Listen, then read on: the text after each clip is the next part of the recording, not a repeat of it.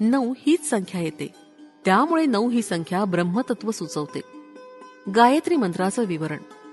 गायत्री मंत्र हा कल्पतरूप्रमाणे आहे. यातील ओंकार भूमीतून वर येणारा कोंब मानला जातो. भगवंत आहे याचं ज्ञान, परमेश्वरावरील निष्ठा ओंकाराच्या उच्चारणानं येते. हा कोंब 3 शाखांमध्ये भूः, भुवः, स्वः याच्या रूपानं वाढतो. भू आत्मज्ञान मिळवून देण्यास समर्थ आहे. भुवः जीव शरीर धारण करतो तेव्हा करायचा कर्मयोग सुचवतो. स्वः समस्त द्वंद्वाला स्थिरत्व देऊन समाधी स्थिती देण्यास समर्थ करतो. भू या शाखेतून तत्सवितुः वरेण्यम या उपशाखा उद्भवल्या. शरीरधारकाला जीवाचं ज्ञान करून देण्यास तत् उपयोगी आहे. शक्तीला समुपार्जन करण्यासाठी सवितू याचं सहकार्य होतं. वरेण्यम मानवाला जंतू स्थितीतून दिव्य स्थितीला जाण्यास सहकारी होतो. भुवः या शाखेतून भर्गो देवस्य धीमहि या 3 उपशाखा उत्पन्न झाल्या आहेत. भर्गो निर्मलत्व वाढवतो. देवस्य देवतांनाच केवळ साध्य असलेली दिव्यदृष्टी मिळवून देतो. धीमहीनं सद्गुणांची वृद्धी होते. स्वः यातून धियोमुळे विवेक, योनहमुळे संयम, प्रचोदयातमुळे समस्त जीवसृष्टीचा सेवाभाव वाढीस लागतो. याकरता गायत्री कल्पवृक्षाच्या 3 शाखा आहेत. प्रत्येक शाखेत 3 उपशाखा. हे समजलं ना? म्हणून 2, 4, 9, 8 हे श्रीपादांचे सूचना करणारी संख्या आहे. यातील 9 या संख्येचं विवरण तुला सांगितलं. अष्टम म्हणजे 8 संख्येचं विवरण. 8 ही संख्या माया स्वरूप आहे. हे अनघा माता तत्व आहे. 8 एकानं गुणलं असता 8च येतात. 2 न गुणल्यास 16 येतात. यातील 1 आणि 6 मिसळल्यास 7 येतात. हे 8 पेक्षा कमी आहेत. 8ला 3 न गुणल्यास 24 ही संख्या येते.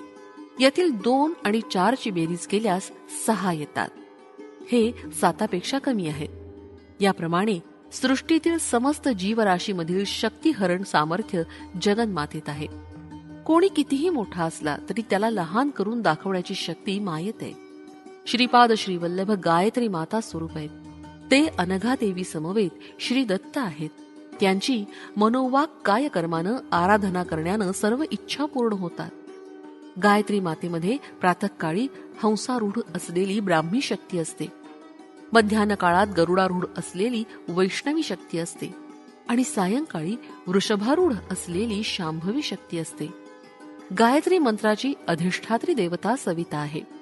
त्रेतायुगात श्री पीठिकापुरात भारद्वाज महर्षींनी सावित्र काठक चयन केल्याचं फळस्वरूप श्रीपाद श्रीवल्लभांचा अवतार झाला.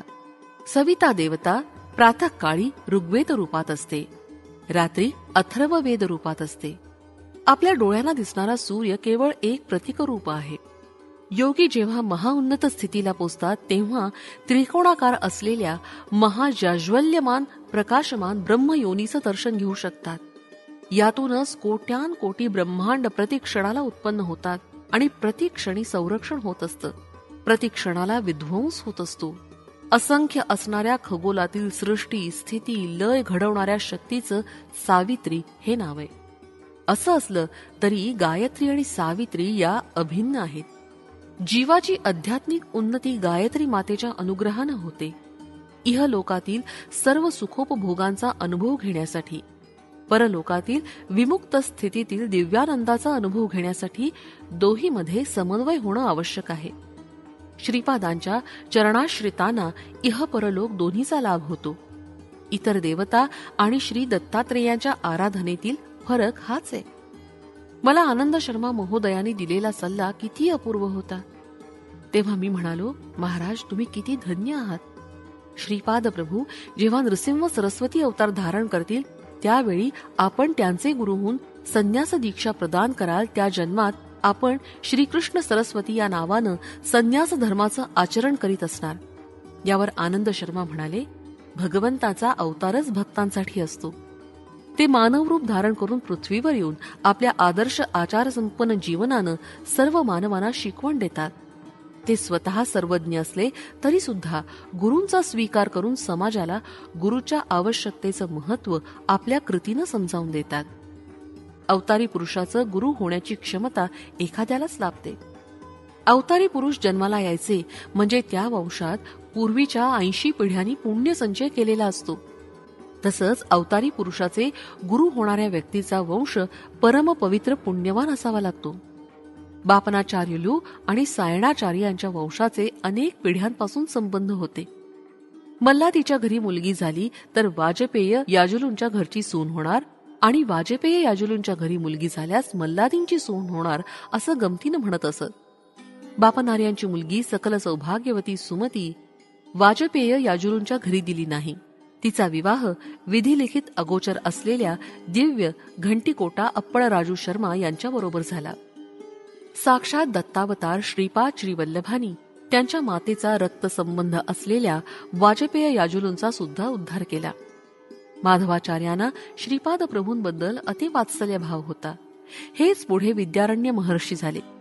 त्यांचे शिष्य मलयानंद, त्यांचे शिष्य देवतीर्थ, त्यांचे शिष्य यादवेंद्र सरस्वती आणि यादवेंद्र सरस्वतींचे शिष्य श्रीकृष्ण सरस्वती. विद्यारण्य महर्षी आणि कृष्ण सरस्वती यांच्यामध्ये गुरु शिष्यांच्या 3 पिढ्या होतील. श्री विद्यारण्य हेच कृष्ण सरस्वतीच्या रूपानं अवतरित होतील आणि ते श्रीपादांच्या नंतरच्या अवतारातील गुरुपद शोभविणार आहेत. श्रीपाद नित्य सत्यवचन बोलत. त्यांनी उच्चारलेलं प्रत्येक वाक्य सत्य होत असे. एकदा सुमती महाराणी श्रीपादांना स्नान घालत होते.